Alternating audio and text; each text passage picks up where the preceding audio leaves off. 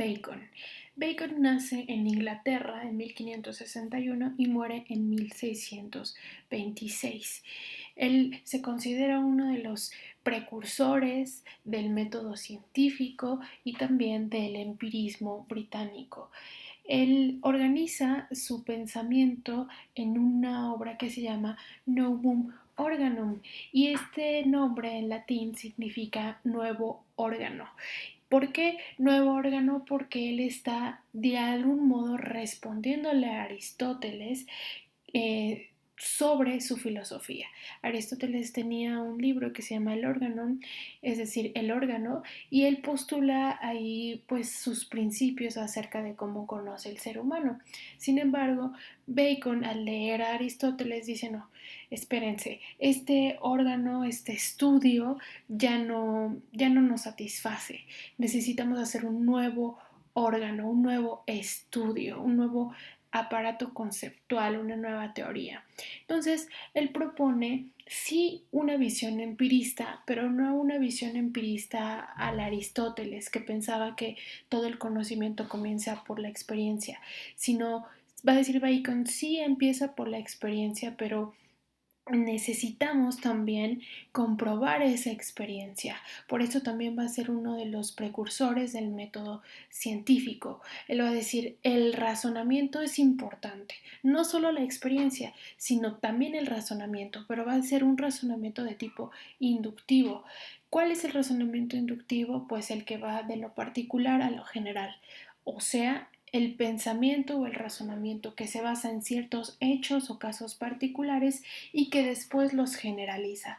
Eso es lo que va a decir Bacon. Nuestro método se va a basar en observar casos particulares, en observar a la naturaleza, y después de observarla, medirla, comprobarla, vamos a tratar de hacer una generalidad. Lo que queremos, nuestro propósito como científicos, como filósofos que estudiamos a la naturaleza, es llegar a verdades absolutas, verdades universalizables. Él lo que quiere es ver que una verdad realmente sea verdad, es decir, que suceda en todos los casos posibles y no nada más en algunos. Él quiere comprobar verdades que sucedan en todos los casos, ¿no? Verdades que podamos demostrar y comprobar y universalizar. Entonces, él dice, los científicos tienen que tener cuidado porque la experiencia sensible y sobre todo la educación que tenemos puede influir muchísimo en nuestro modo en el que conocemos. Entonces, él nos va a proponer una teoría, digamos, destructiva para después construir una teoría y un método científico. Entonces, ya dijimos que él finalmente está basándose, sí, en la experiencia. Y, y él lo que busca es no solo basarse en la experiencia, sino también sacar conocimiento fiable y universal de ella, comprobable. ¿Por qué? ¿Qué es lo que quiere? Dice él que hay que utilizar a la naturaleza, hay que modificar a la naturaleza. El ser humano, si va a generar conocimiento, no nada más va a ser por el placer de saber, sino porque va a tener una utilidad, y esto va a ser lo más importante o de los puntos clave para entender a la modernidad. ¿Por qué? Porque la modernidad va a tener este proyecto de dominar a la naturaleza. Sí la conozco, pero para dominarla. ¿Y para qué la quiero dominar? Para controlarla y para satisfacer mis necesidades como ser humano. Esto se le llamó humanismo técnico. Bacon va a decir, todo lo que yo conozca de la naturaleza va a ser para poder beneficiarme a mí como ser humano, para tener una vida más cómoda, una vida más llevadera, es decir, lo que yo obtenga del conocimiento va a ser de utilidad.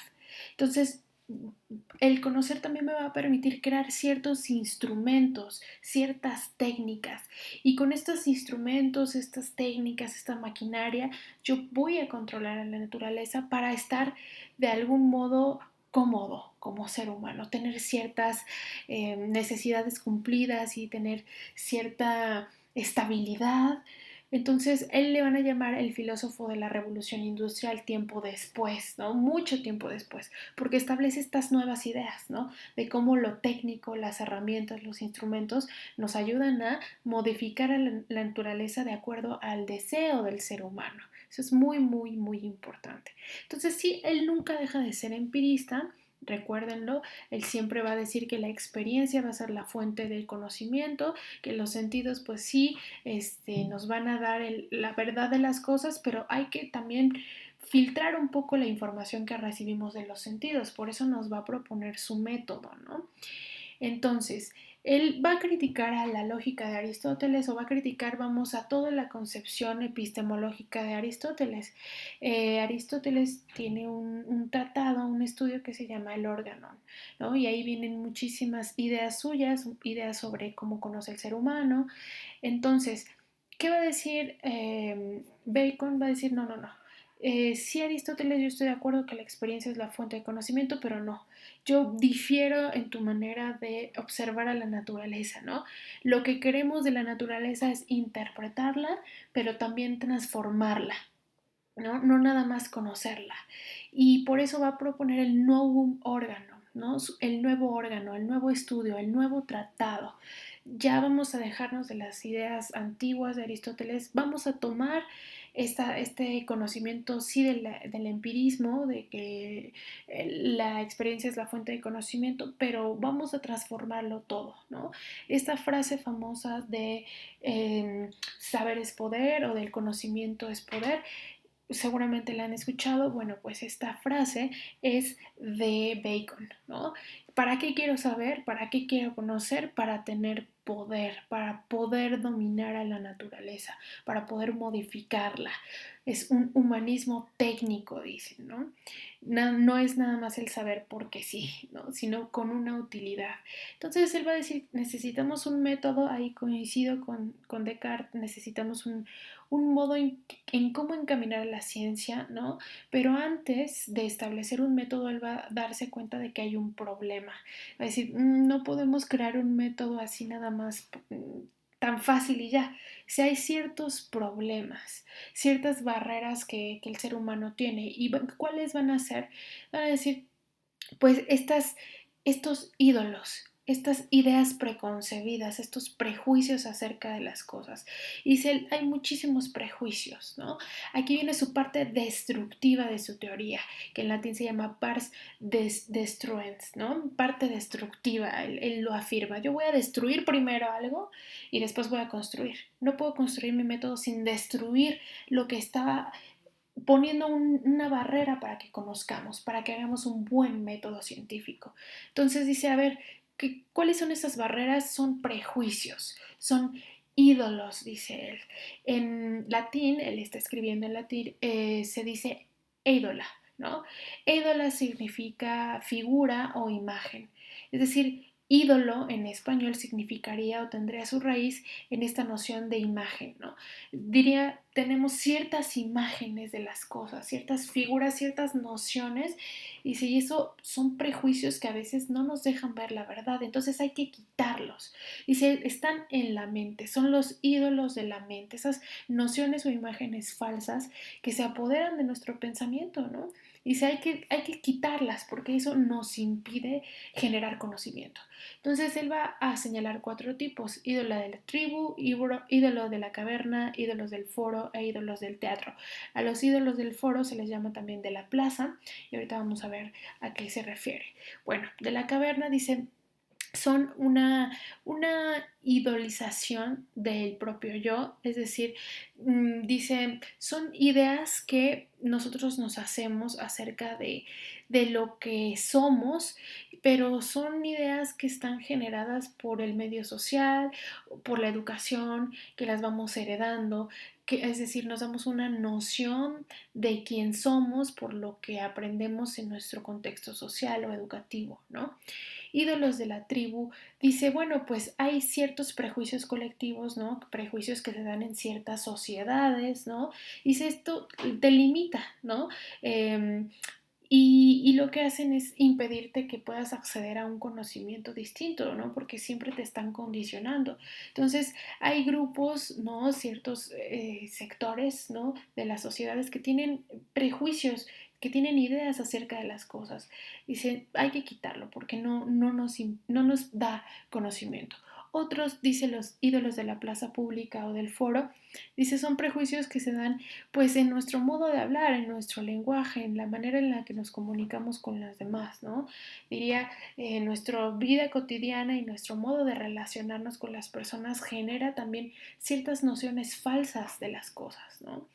Ídolos del teatro, dice, son representaciones ficticias de la realidad, es decir, podríamos incluso meter ciertos conceptos como de imaginación y quizás hasta religiosos que podrían ser eh, que podrían basarse en representaciones de algo real, pero que realmente no lo son, ¿no? Entonces, dice, hay muchas posibilidades que la mente humana genera que pueden basarse en imágenes fijas, imágenes prejuiciosas, ¿no? Y la idea es identificar dónde están esos prejuicios, ¿no?